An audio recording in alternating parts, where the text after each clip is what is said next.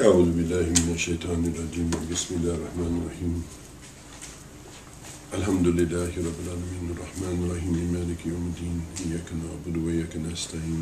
İhdina sıratal mustakim. Sıratal lezîne en'amte aleyhim gayril mağdubi aleyhim ve'd-dâllîn.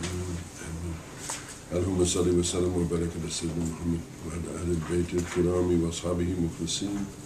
وتبعين وتبعهم وأولياء الله الصالحين وعلماء المتقين والشهداء المتخذين وجامع مشايخنا وربنا مرشدنا إلى الله تعالى سبحان ربك رب العزة عما يصفون والسلام على المرسلين والحمد لله رب العالمين. اللهم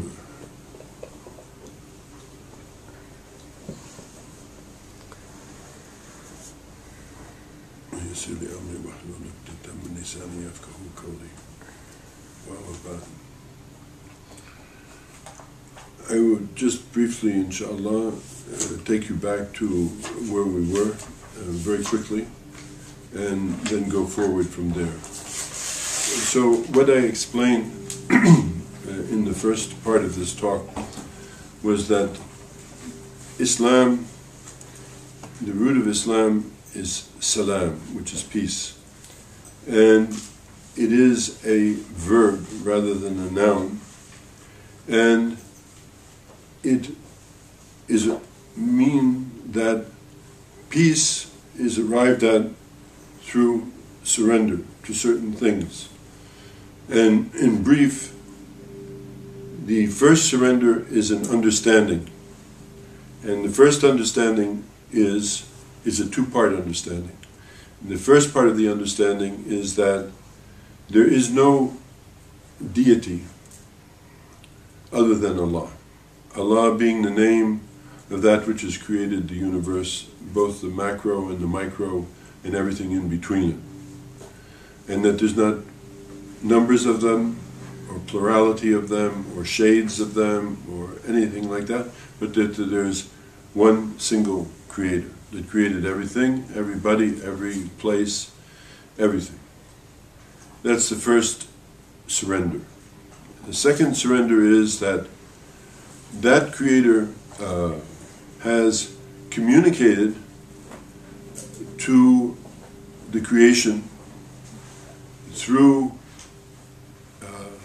numerous ways, because the Creator has placed the signs of the Creator's existence in the heavens and in the earth and in the horizons and in yourselves.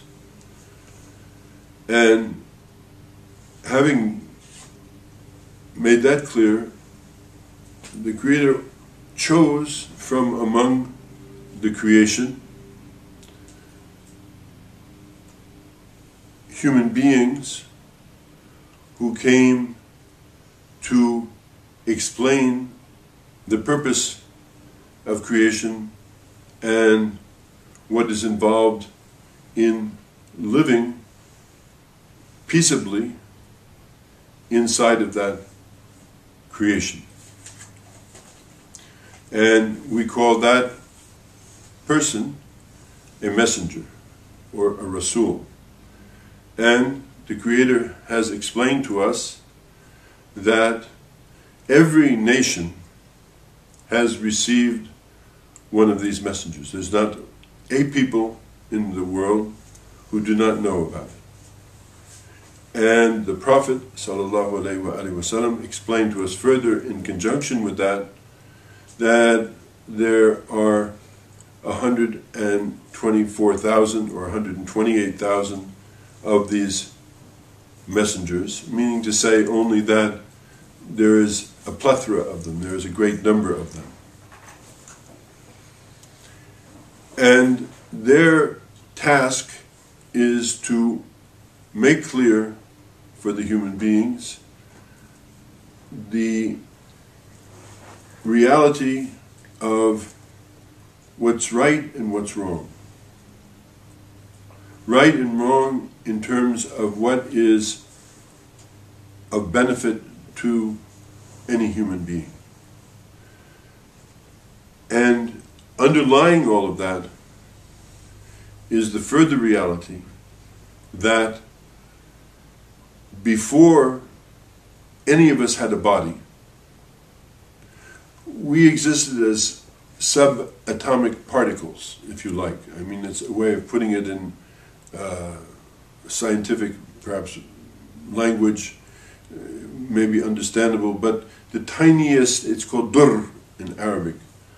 Dur means the tiniest indivisible particle that exists. So we can think of it as maybe a subatomic particle.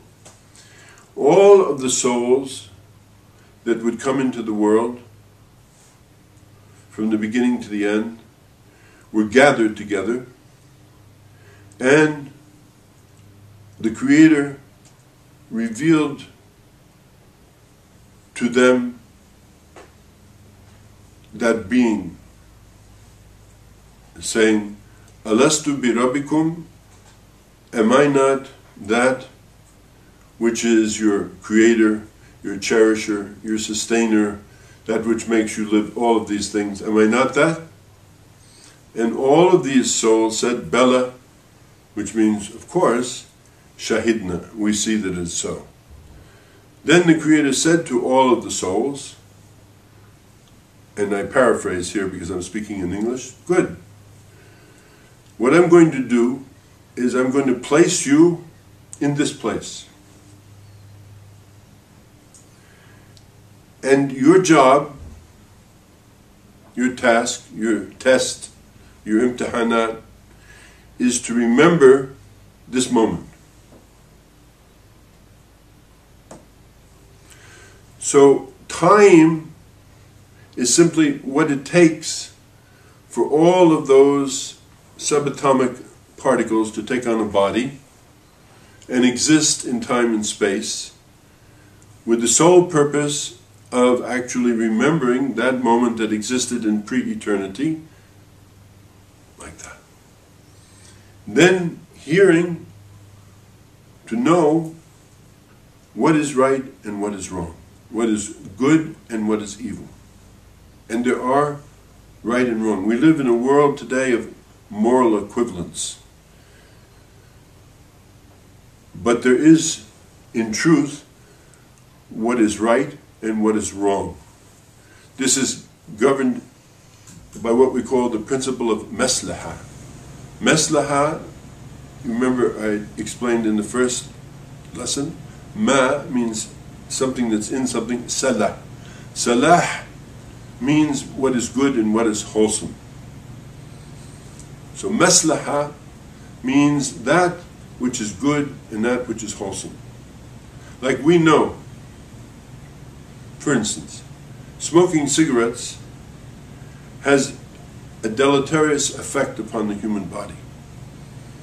It's not salih. It's the opposite of salih.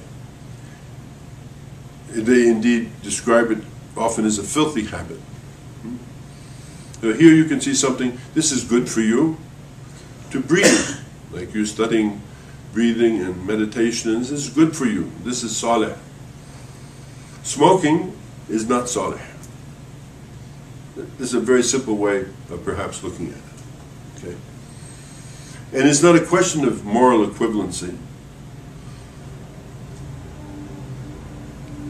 It's not a question of the social relationships of what smoking is about. It's not good for you. Simple. Lying is not good for you. Cheating is not good for you. Corruption is not good for you. Many other things like that. Killing, murdering is not good for you. Oppressing other human beings is not good for you. It's not good for you. But you have to know that. And many people don't know that, because look at the world we're living in. So, Creator sent messenger to explain right from wrong. So this is the first surrender. This is the first means of reaching to the peace. To know that there is a Creator, and to know that the Creator, in the mercy and compassion of the Creator, has sent into this world messengers to explain to us what's going on here. What am I supposed to do? What's right and what's wrong? What's good and what's evil? Take it or leave it.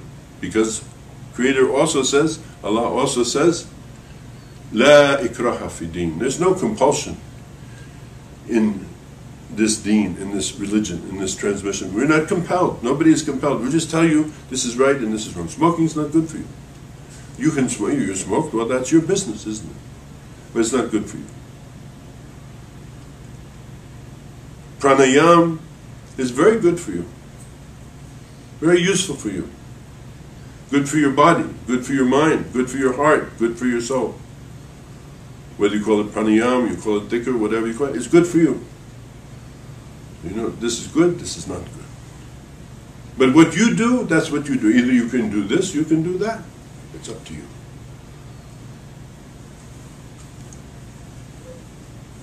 Further, to go on from that, he said, okay, now you understand this. Alhamdulillah, you understand this. But the human is prone to forget. Not just in old age. The human is prone to forget. Things happen. You're driving to work and somebody cuts you off on the freeway. And you roll down your window and you yell at them, you stupid jerk, what are you doing?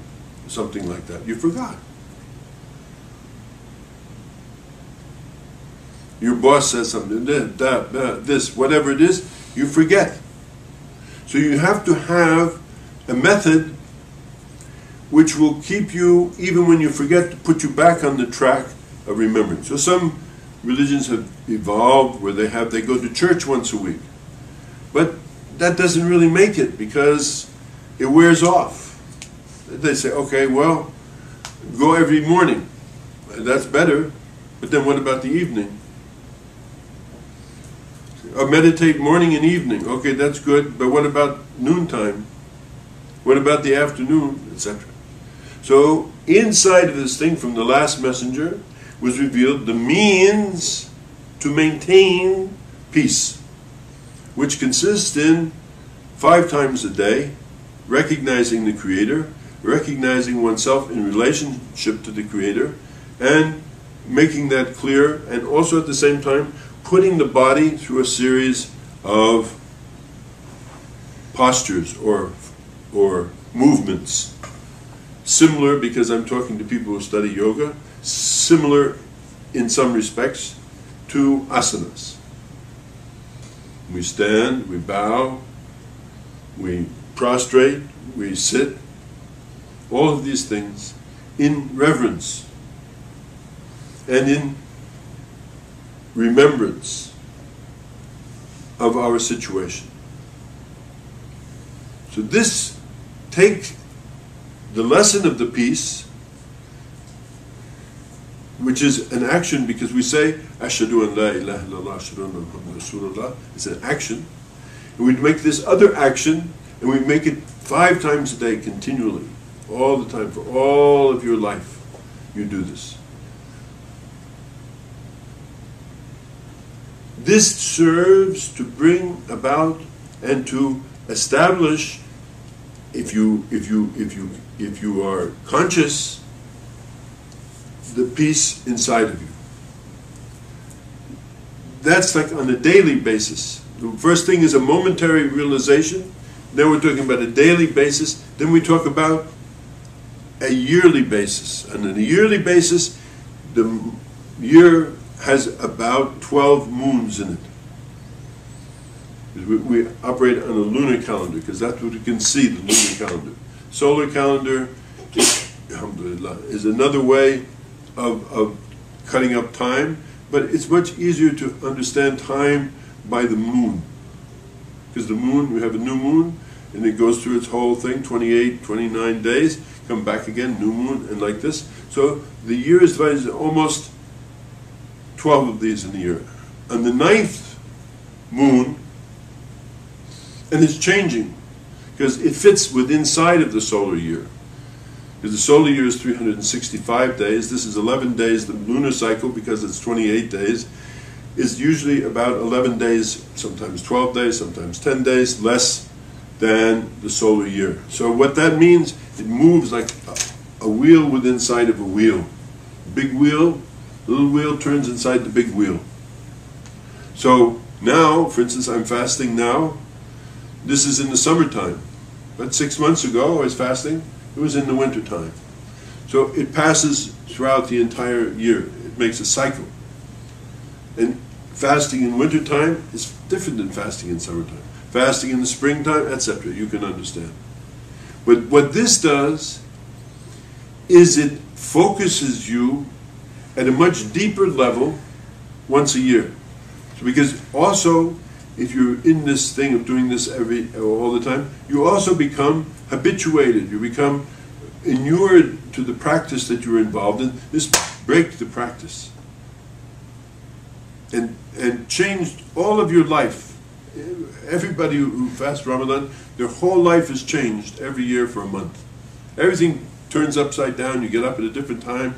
I ate breakfast this morning. I was finished eating breakfast at 5 this morning. Started eating breakfast at 4. I won't eat again until 8:30 or 8:20 or something around like that. No lunch. Everything, all your thing to break the picture, change it, to throw everything up in the air, so that everything, you have to rethink and re-understand everything again. You have to comprehend this whole equation that you're in. And now where I left when I spoke the last time, I was talking about money. You remember? Money. Everybody loves money. Everybody loves money. East, west, north, south, everybody loves money. You and I, all people, have to understand that all wealth is a gift. It comes different ways. It's a gift. And there are, in the world, we have 8 categories of people. Obviously, poor people, widows, orphans, students, travelers, other people like this, who have not the means for that. So it becomes incumbent upon those who have the means to reach into their pockets and pay, not give, because giving is also good. This is called sadaqah, giving.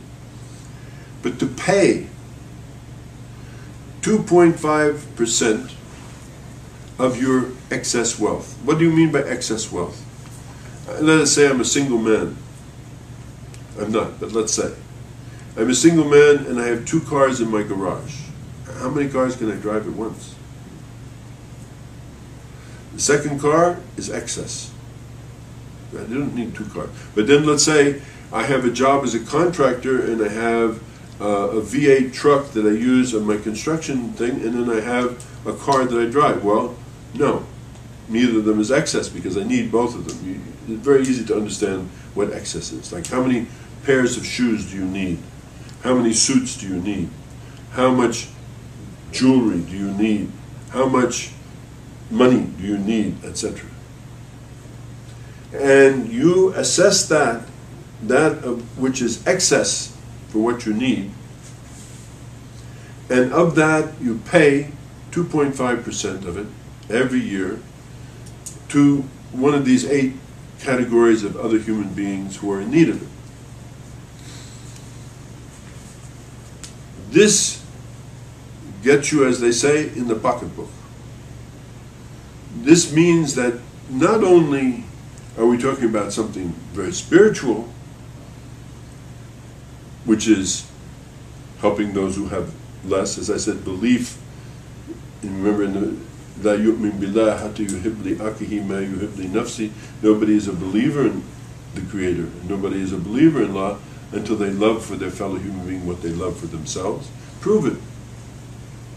Pay those who are in need. And this way, wealth is spread. This way, the poor have something.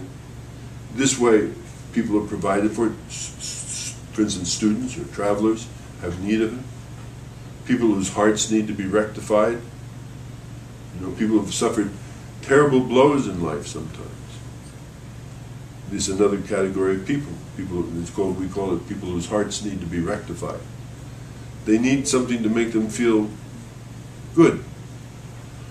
We're going to give this boy who's been by himself for a long time and refugee from wars and very hard, difficult time. What did he want? He wanted a laptop. We're going to give him a laptop. Why? To rectify his heart. Because he feels he's all alone. He's been living with his mom, his father's dead. He's been living with his mom, he's been in Russia, he's been in Turkey, he's been in this place, and in that place. Very difficult life all by himself. You need to rectify his heart. Make him feel happy, in other words. Oh, reach in your pocket, take a thing, pay this, buy that, for that, give him this thing. It's a simple way to understand it. Peace. The final thing in the equation is a lifetime. So you have a moment, you have daily, you have monthly, you have yearly, and then you have once in a lifetime. You leave everything. You leave your home, you leave your family, or you can take your family if you like, and you make a journey called the pilgrimage. And this pilgrimage is called Hajj. You've all probably heard this word. It's called Hajj, but you probably don't know exactly what's involved in it, except a bunch of Muslims get together in a place called Mecca. This is, or a little bit more about it, when you go there, you leave these things behind, these clothes behind, and you wear like Gandhiji used to wear. You know, you wear a wrapper around here and a thing around your back. Two-piece garment. White toweling stuff is usually what they use because toweling absorbs the sweat. No sewing on it, no nothing on it. Very simple garments. Everybody. The women wear simple white garments. The men wear these two-piece outfit. Meaning that everybody is the same. These people coming from the north and the south and the east and the west, black people, brown people, yellow people, red people, pink people, white people, all the colors in the garden. And they're speaking all different languages and coming from all different countries. And once a year, they all leave everything behind, those who can, and they come to this place. Why do they come there? Why this exists? We have, first of all, our understanding, one mother and one father. All of the human race come from one mother and one father. Their name, Adam and Hawa. In English, Adam and Eve. Adam and Hawa. We do not come from this planet. In the sense we're aliens. We come from a place called the Jannah. Is the name of where we come from. The garden. All of us, you too, everybody. They come from that. This mother and father of ours. And they had to leave their home because they did not follow the teachings of the Creator. And they were sent to this world. But not until after they were taught the names of all things. This teaching of the names of all things is very important because they spoke. Now, whatever you may think about evolution, the one thing that they still have not solved is this thing called the missing link between primates, upright primates, and human beings. What is this missing link? This missing link is called the voice box. No primates, with the exception of, what are they called? What do you call those red-headed ones? Neanderthals. Neanderthals had a very rudimentary voice box. They're the only ones, interestingly enough, the only ones who intermarried with Adam and Hawa's children were the what? Neanderthal people. They figured they could have made like between 100 and 200 different distinct particular sounds of transmission. They could speak, in other words, and in a very rudimentary fashion. But human being has a fully developed voice box. The difference between human being and an upright primate is this voice box. Why? Because Creator taught all the names. In other words, how to speak. And when the Creator said you have to leave here, this easy life place called the Jannah, and go to this world, out here, in here, I will always leave you with two things: forgiveness and guidance. In other words, though you have to leave, you're forgiven for what you did. And you will never suffer from lack of guidance. You will always have guidance. They came to this world, our mother and father. And the way it happened, they came in two different places. As they say, and we don't know the truth about this exactly, but this is basically what we understand. Our mother, Hawa, alayhi-s-salaam, peace be upon her, settled or arrived in the Rift Valley in Africa. And our father, Adam, alayhi-s-salaam, arrived in Serendib, or called Ceylon or Sri Lanka. There's still a place called Adam's Peak there. And they were married to each other. They were husband and wife to each other. They were a pair. They were created, actually, as Allah says, from one soul. So much for this idea of male supremacy and so forth like that. They were both created from the same ruh, the same spirit.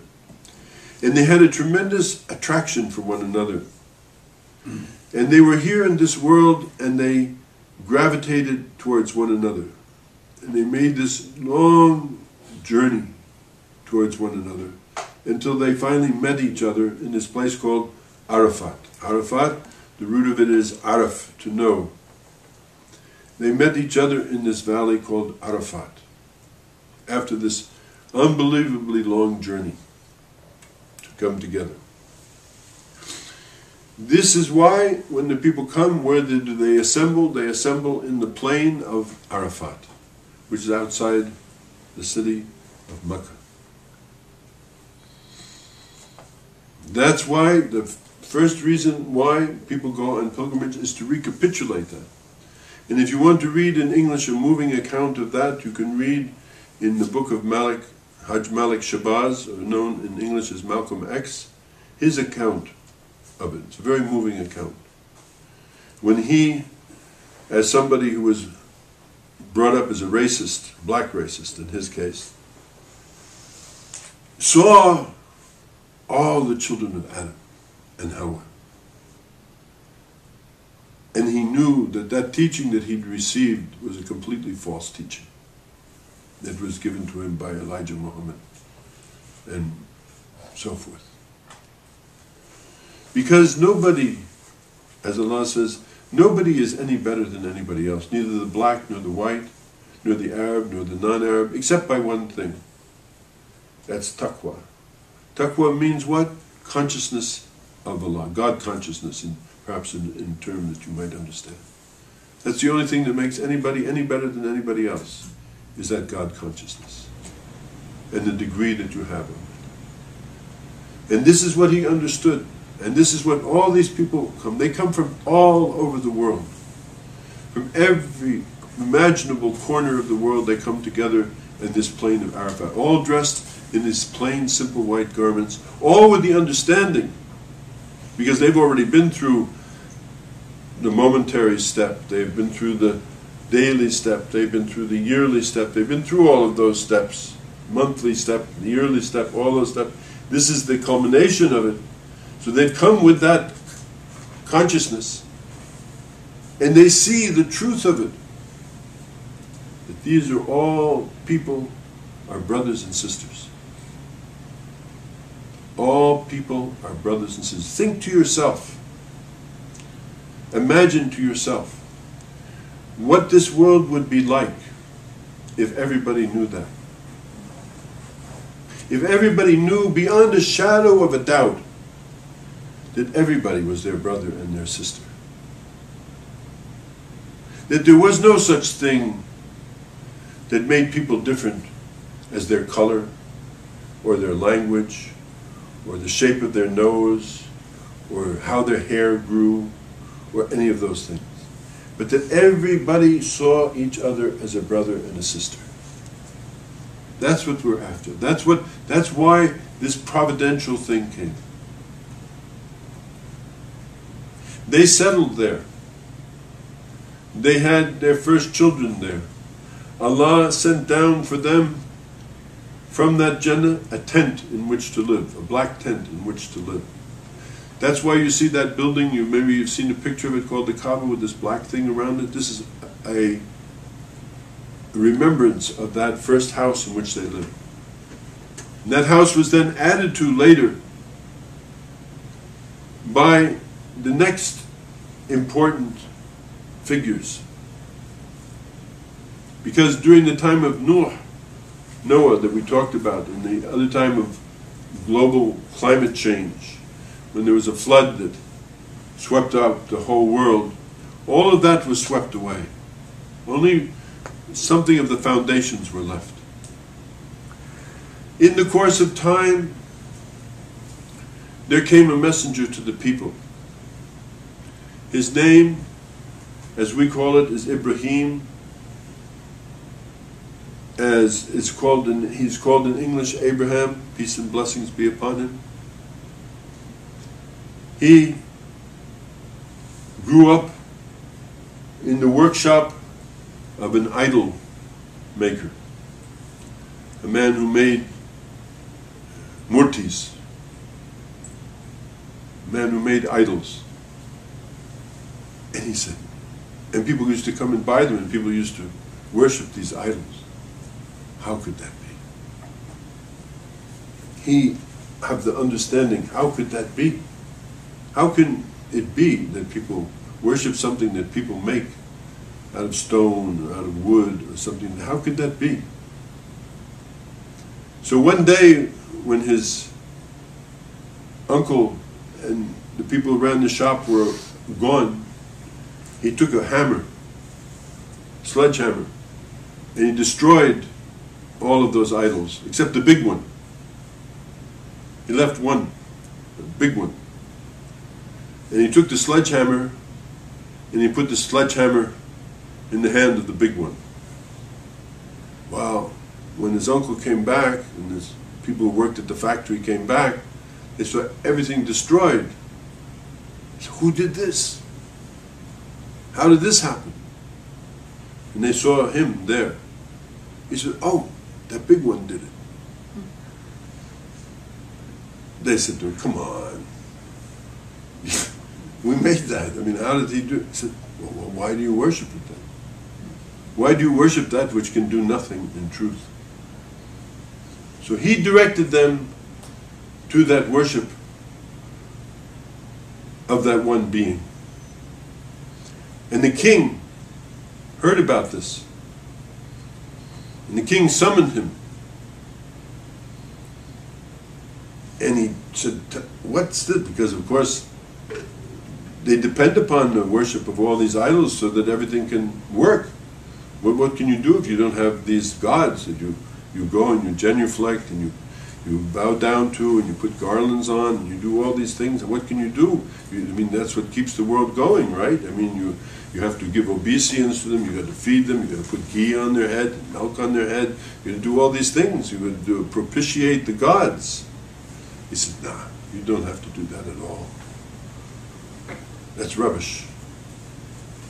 The king became furious with him, because now he's attacking the very basis of society, because bow down to her on Sunday and worship her on Monday, as Bob Dylan said.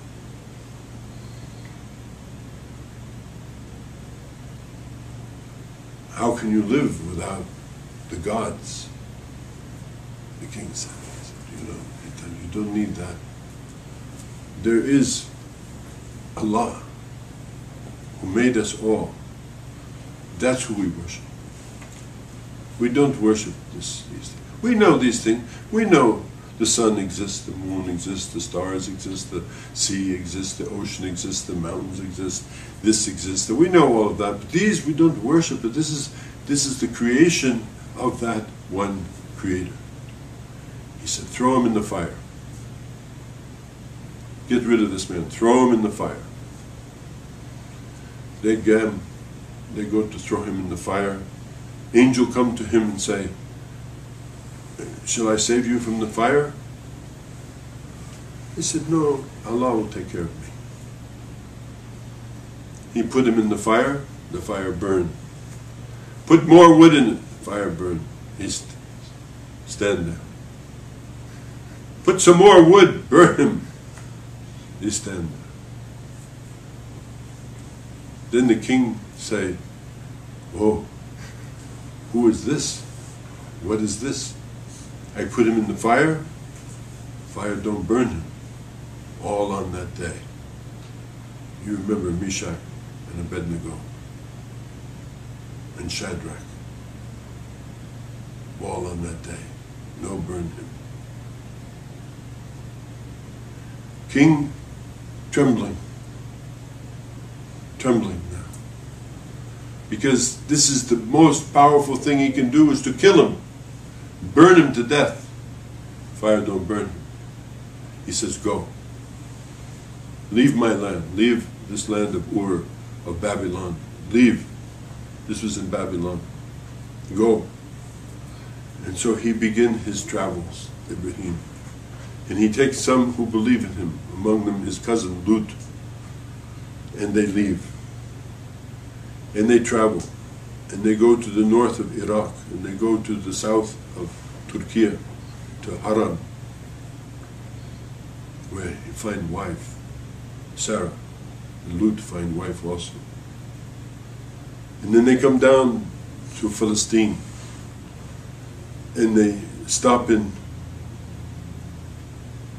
the town of Melech Sadek, the righteous king. This means Melech is king, Sadek is righteous. And this one, the time I came, I told you the last time, he showed him the stars. He said, how I worship the stars. The stars set. Look at the moon.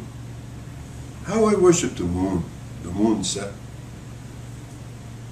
Worship the sun. How I worship the sun. The sun sets. I don't worship that which sets. I worship that which created it. That's who I worship.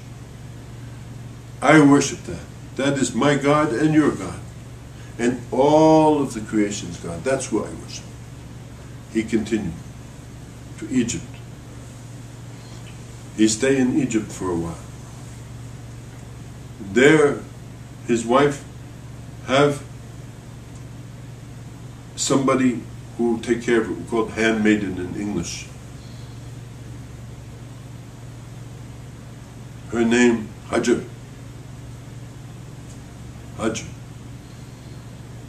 They go back to an oasis in Palestine called Bir Saba, the 7 wells. In modern day Hebrew, Beersheba. Beersheba. Bir Saba, 7 wells. And they settle down to live their life, and he growing old and have no children, and he keep praying to Allah, please Allah send me somebody, please send me somebody. Nothing. So Sarah said to him, maybe you should take Hajar to be your wife, because she's young, and maybe Sarah was the same age as Ibrahim. She was in her 80s, and then he was in his 90s, similar age. take her to be your wife because maybe you have a child with her. And Allah give them a child. His name, Ismail. Ismail. Called in English, Ishmael. Peace and blessings be upon him. And after a while, unlike the biblical story, which has Sarah being jealous, because Sarah wasn't jealous, because this is what happened from Allah. She is a believing woman, a righteous woman. Allah told Ibrahim, take Ismail and Hajar and go what the Old Testament calls to Paran, the desert of Paran. This is Makkah. Go there and take them and leave them there. Take Hajar and take Ismail and leave them there. We say, Samyana wa atana. I hear and I obey. Oh Allah, this is what you want from me? And this is my son. But if you want me to take him and put him there, I put him there with his mom. Okay. He'd do that. And before he go, he make a dua, he ask Allah, he pray to Allah, oh Allah, take care of my wife and my son. Because I don't know why you why you make this for me, but you made this for me, and I heard you, I obeyed you, as I am your witness, I did what you said, but I've left them in the middle of the desert. So please provide for them, send them fruit, send them what they need for this. And he go back up to Palestine, to Bir Sabah. Hajar, a mom with a young child, frantic, what to do? They're in the Sahara, in the desert. She pull her hair, beat her chest, slap her cheeks. What to do? She go. There's one mountain here and one mountain here, small, not mountain, hills. Safa or Marwa is the names of these hills. And she began to run back and forth, looking, run up to the top of one hill, look, what can I do? How am I going to feed my child? Because of course it's like Somalia, you know. This is the situation. What am I going to do? You read about these women, they walk 10 days with no food. This is the strength of the woman. Men have no strength like women. Women are the most strong. Walk 10 days in Somalia now. Carry a baby on back, another one here for food. This is the mother. That's why Allah is Rahman and Rahim. That's why the name comes from the mother. She is the most merciful of the people on the earth, the mother. That's why they asked the Prophet, alayhi-s-salaam, who, you know, do I deserve obedience to? He said, your mother, your mother, your mother. Then he said, your father. This is the mother, mother looking, what to do for my child. So come, angel, in human form, like the one that came, that I told you in the beginning, the story in the white, with his wing, digging the ground with his wing. And she hear this, look down, there's water coming. It's called Zamzam. Zamzam means bubbling water. It's water coming from the ground. Water come, birds come. Birds always attracted to water. Birds beginning circling around. The people of Jundum, the tribe of Jundum, desert dwellers, they see the birds. Desert dwellers know where there's birds, there's water. These people of Jundum, tribe of Jundum, they come. And of course they have sheep and they have goats and like that, because they're looking for some place to water their animals. And this water here, because they saw the birds. So now Hawa and Ismail have Hajar and Ismail have somebody to take care of them. This is the answer to the prayer of Sayyidina Ibrahim. Ibrahim going back to Bir Sabah. Now, he's there, this tribe come there, and this water is always producing water. I've seen this water in the year of 1972 when they dug it up. It's like two huge rivers flowing together because they wanted to move it back to another place inside the haram. It's still there. Huge amount of water. In the middle of the desert. Where did this water come from? Nobody knows.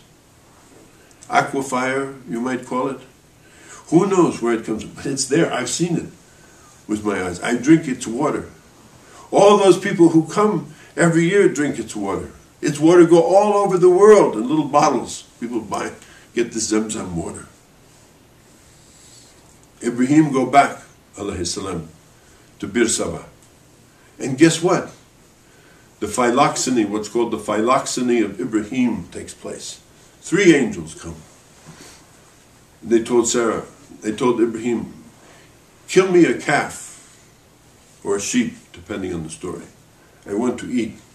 We want to eat. They're poor. He go and tell his wife, there's some visitors, we have to feed them. To feed the sheep? Yeah, we got to feed. Okay. While he's busy taking the life of the sheep, the angels come to Sarah and they tell her, Sarah, guess what? You're going to be a mom. She's like 88. You're kidding. 88 years old? I mean, what? He said, no, you're going to be a mom. She said, subhanallah. Wow, this is great. My husband's been praying all our life together that I'd have a baby. I never had a baby. They said, no, you're going to have a baby. MashaAllah. She's so happy from this. This is called the phylloxeny of Ibrahim. So these angels, he feed them, they eat, and they leave. And Sarah become pregnant. She become pregnant with Ishaq. Ishaq mean Allah laughed. Haq doesn't mean truth, and this is haqqa means to laugh. It's like a cosmic humor of Allah that He gave to them in old age this child. Made this woman, made her life, they're very happy now. They have son like this, and in that time, during this time, child begin, Ishaq grow up. Ismail is also growing up in the wilderness of Paran with Jurhum and these people. And then one time, Allah tell to Ibrahim, Ya Ibrahim, go now to Hajar. And Ismail, he's become a boy, a young man. And he's the age that he can work with you. Go there and do what I tell you to do. Samyana wa atana. I hear and I obey. He tells Sarah, I have to go for a bit. I am going down to see Hajar and to see Ismail. He leave Bir Saba and he go. When he get there, Allah tell him, I want you to kill Ismail. Oh, what? I want you to kill him. I want you to sacrifice him. How can I do that, Allah? He said, Ibrahim, I want you to sacrifice Ismail. Samyana wa atana. I hear and I obey. He take him son. He thought he was going to go do something with his son, didn't know what Allah had in mind. He take his son, come son. I have a dream from Allah that I have to kill you, to sacrifice you. What Ismail say?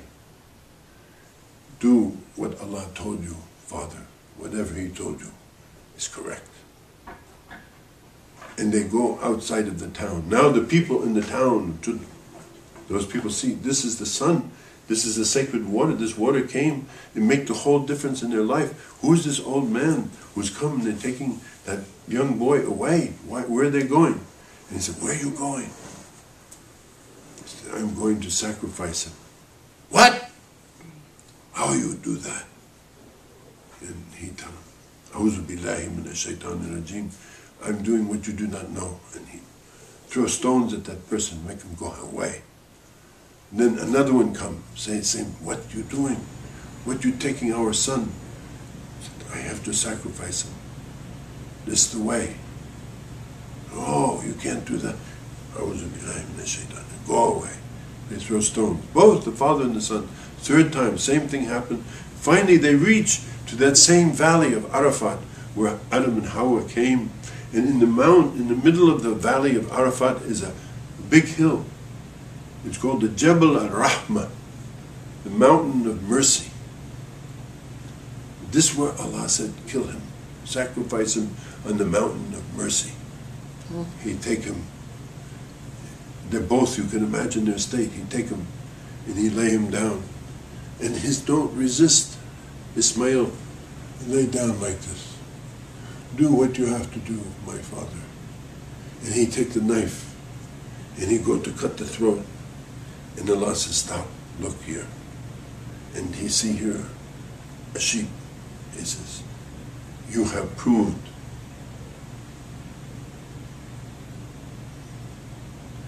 your deep obedience to me. You have proved, because this was his firstborn child. This was like asking the impossible. He said, okay, I do what you say. I don't know why, but you said, I do. Take it. Now, I would tell you what to do. Now that I know, beyond the shadow of a doubt, because I didn't force you to do this.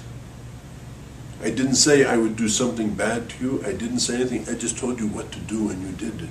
So you are truly obedient. And he is truly obedient. You are the ones I'm looking for. Go now and do my work. He'd take him, he'd show him. Look here on the ground, here, look. See here? They see some kind of outlines of rocks. This outlines of rocks, this is the house that Adam and Hawa used to live in. Where all of us came from. Where our mother was first in childbirth. Where every human being that ever has come to live, this is the home where they live. He said, raise up the walls of this house. Rebuild this house. I destroyed everything. I wiped clean the earth. Now raise it up, the house, as a memory of that. So this they did. Ibrahim, alayhi-s-salaam, and Ismail raised up the walls of the house of Allah, called Al-Kaaba, which is the walls of the house which was only this high in the time of Adam and Hawa, and the top of which was a black tent. They raised it up for the worship of Allah and taught the people of Jordan how to worship. This the second reason why people make Hajj, for that reason. The third reason, because then some 1400 years ago, a young boy was born in that town. His name Muhammad. He lived in that town, Makkah, name of that town. That house still there, but over time, people ghafla, unconsciousness, lose the consciousness, forget, don't remember anymore. They see the thing there, like the pyramids in Egypt. You see, pyramids, but who knows what the pyramids are? You read National Geographic, they're still trying to figure out what the pyramids are. They didn't know what the pyramids are. It's there, but they don't know what it's about. So the people of Mecca saw this building, they know that, oh, and they put, by that time they had fallen back into the God business again. So they have the tree god, and the river god, and the fire god, and the moon god, and the sun god, and 360 of these gods, and they put all of them, each of them have their form and their shape. They put them all, they say, oh, this is a holy place. They put them, in the beginning, and I've been inside of it, it's nothing, an empty room, like all of the masjids in the world, empty room. Empty room for worship of nothing. We don't worship something. Something? What thing? What could we worship? What thing could we worship? Because if there was one thing, what would there be? There would be another thing. So we don't worship anything. We worship no thing. Nothing. Empty. But they fell asleep. And they're like that. This boy, Muhammad, grow up, sallallahu alayhi wa sallam, grow up in that town of Mecca, the town of Mecca, big commerce town. Come the caravan from Yemen, come to Mecca with sandalwood and itr and sweet smells and all these beautiful things that come from this, called Arabia Felix, because the monsoon comes there every year. And at the other end of it is Damascus and Syria and Sham. Remember Sham, the son of Noah, alayhi-s-salaam. That city he established, Damascus. This the other end of it, this, oh, the green things. It's a beautiful place, everything growing there. So this place, this is where all the trade take place like this. And in this place, they still have memories of things. And the people come there in certain months in the year, they have Hajj time, they have these things. It's like leftover memories of things, but they don't know why. This boy grew up in the midst of it. And all the time is left the remnants of the people who remember the teaching of Ibrahim alayhi-s-salaam. These are called al-Hunafa. Al-Hunafa. The Hunafa, or Hanif, pure worshippers of nothing. They are the worshippers of the nothing that is something, or the something that is nothing. And time pass, and in the corner stone of that Kaaba is a rock, a meteorite that Ibrahim and Ismail placed there, found it in the ground, put it, said, whoa, make a good cornerstone. Still there.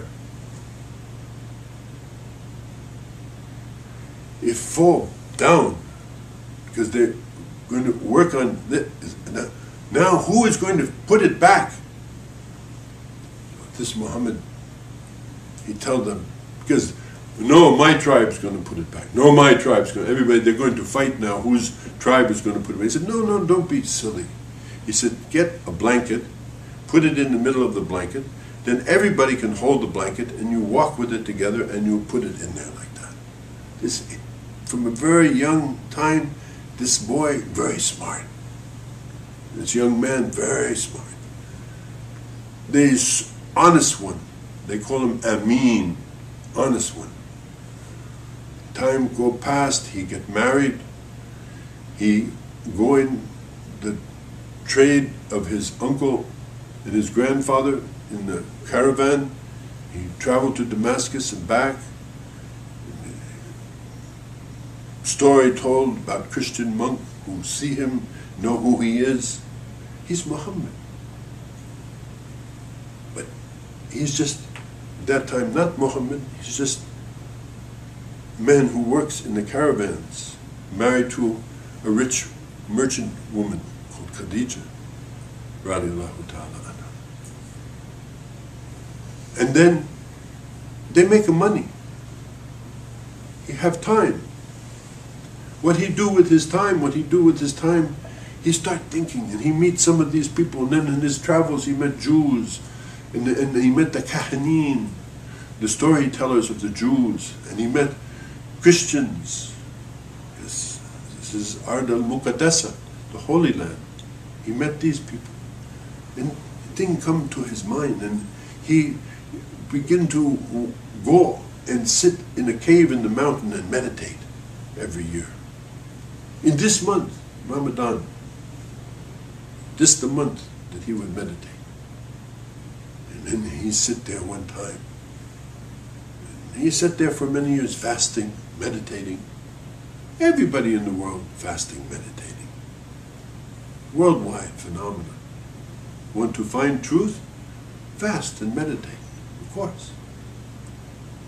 And one night, we call it the night of power, Laylatul Qadr, Khayrun min alfi shahr, better than 84 years, better than 1,000 months, better than 84 years. An angel came to him, same angel with the wing. And he'd tell him, Ikra! This means read. He said, I don't know how to read. What to read what? Ikra! He'd tell him, Ikra.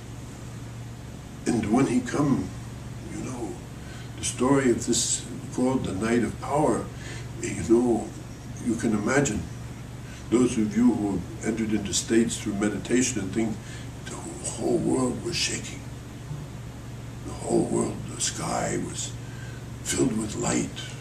He was filled with light. He's speaking to an angel. An angel is a being of light. He tell him, Ikra, Ikra. And he tell him again, Ikra. He said, I don't know how to read. And then the angel grab him like this and grab him to his chest. He says, the third time, Ikra bismi rabbika ladhi khalaq, khalaqa al-insana min alaq, Ikra wa rabbuka al-akram, alladhi alama bikalam, alama al-insana ma lam ya'lam. Read in the name of your Lord who created you from a clot. Read, and your Lord is most beneficial, who taught with the pen what you knew not.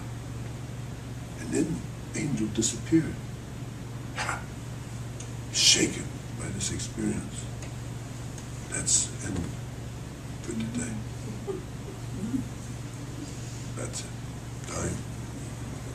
I can't do anything about time. That's the story. We're holding on. I know. You want to know what happened? He went home to his wife. Of course. He don't know what happened to me. What was this that happened to me? And who believed him? His wife believed. She said, don't worry.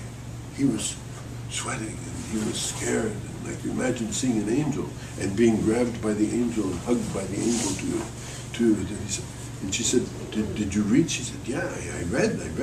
He said, but she knew he couldn't read because he didn't know how to read. People in those days didn't know how to read. He knew numbers. He didn't know how to read. He said, how did you read? He said, the words were written in light upon my heart. So what does it mean? It means he read what was in his heart. This is where the message came from. And his wife, because a man and a wife love each other, if man and wife really, she know this not to be afraid of, because it's a message of love in his heart. So she take him to her cousin, Waraka, a Christian man living in Mecca. And he said, oh, he was old man. He said, oh, you are the one. He said, I wish I were a young man that I could follow you. So he reassured him. And I will, the next lesson I will finish, but I don't want to leave you too much left right now. Sorry for that, but that's the time. That's the story, inshallah. Bismillah ar-Rahman ar-Rahim. Alhamdulillah, Rabbil Alamin. الرحمن الرحيم مالك يوم الدين إياك نعبد وإياك نستعين اهدنا الصراط المستقيم صراط الذين أنعمت عليهم غير المغضوب عليهم ولا الضالين آمين. الحمد لله.